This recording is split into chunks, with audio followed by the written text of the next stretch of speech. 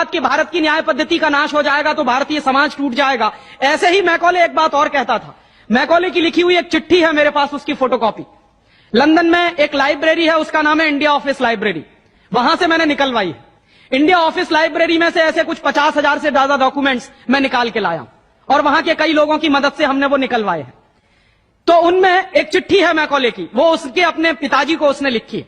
जब वो यहां ऑफिसर बन के आया है तो मैकॉले क्या लिख रहा है कि भारतीय समाज को अगर बर्बाद करना है तो भारतीय न्याय पद्धति बर्बाद करो। तो वो करने के लिए उसने आईपीसी बना दिया, सीआरपीसी बना दिया, सीपीसी बना दिया और बर्बाद हुई।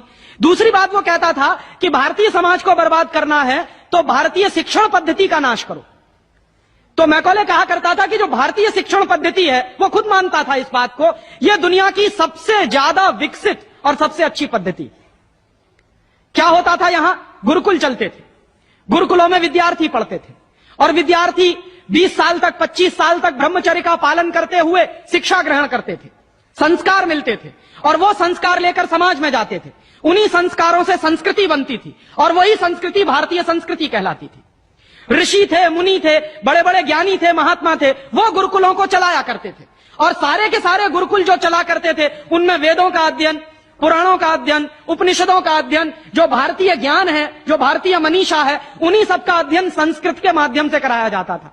मैकॉले ने क्या किया कि गुरुकुलों का नाश अगर करना है तो उसने एक कानून बनाया। क्या कानून बनाया?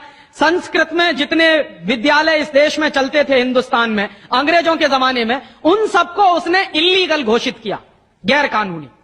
और उसने प्रतिबंध लगा दिया कि संस्कृत भाषा के माध्यम से कोई भी गुरुकुल चलेगा उसको अंग्रेजी सरकार मान्यता नहीं देगी। तो मान्यता किसको देगी? अंग्रेजी के माध्यम से जो कॉन्वेंट स्कूल चलेंगे उनको अंग्रेजी सरकार मान्यता देगी। और उसके लिए बाकायदा उसने कानून बनाया। उस कानून का नाम है इंडियन एजुकेशन एक्ट। और यह इंडियन एजुकेशन एक्ट लागू हुआ 1858 में, आज से लगभग 140 साल पहले। तो 140 साल पहले जो कानून लागू हुआ था अंग्रेजों के जमाने में, वही कानून आज भी चल रहा है। उस कानून के आधार पर मैकॉले ने क्या किया? संस्कृत के माध्यम से चलने वाले गुरुकुलों को बर्बाद कर दिया, कानून बना के उनको बंद करा दिया। जो उनमें अध्यापक होते थे, गुरु होते थे, उनको मार पीट कर अंग्रेजी सरकार जेल में बंद करती थी। जो विद्यार्थी अध्ययन के लिए जाते थे उनको रोक दिया जाता था, उनका अध्ययन ना होने पाए उसके लिए समस्याएं खड़ी की जाती थी। और दूसरी तरफ कॉन्वेंट स्कूल चालू कर दिए और उसमें अंग्रेजी के माध्यम से शिक्षण देना शुरू किया। एक दिन उसने अपने बाप को चिट्ठी लिखी और इस चिट्ठी में उसने ये लिखा कि मैंने हिंदुस्तान में एक ऐसी शिक्षण पद्धति पैदा कर दी है जिसमें अगर हिंदुस्तानी विद्यार्थी पढ़ेंगे तो पढ़कर निकलने के बाद वो शरीर से हिंदुस्तानी होंगे, दिमाग से सब अंग्रेज हो जाएंगे। वो देख रहे हैं, अभी देख रहे हैं।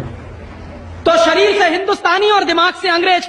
तो मैकॉले दूसरी बात लिख रहा है उस चिट्ठी में कि जब वो शरीर से हिंदुस्तानी और दिमाग से अंग्रेज हो जाएंगे तो अंग्रेजों के हिसाब से सारे काम करेंगे। और वो विद्यार्थी जब कॉन्वेंट स्कूल में से निकलेंगे तो सबसे ज्यादा गालियां भारतीय संस्कृति को देंगे, सबसे ज्यादा गालियां अपने मां बाप को देंगे। कैसे? मॉम और डैड कह के। डैड माने होता है मरा हुआ और मम्मी माने होता है शव। इजिप्ट में आप जाइए, मिस्र एक देश है, वहां पे ममीज कहा जाता है किसको? मरे हुए आदमी के शव को। तो हमारी मां हो गई मम्मी, मम्मी, और पिताजी हो गए डैड। आया कहां से ये? मैकॉले ने डाल दिया हमारे दिमाग में। और मैं ये कहता हूं कि मैकॉले तो मर गया, उसका बाप भी मर गया, सब मर गए, भगवान उनकी आत्मा को शांति दे, लेकिन उसकी जो आत्मा है वो हम सब में प्रवेश कर गई है।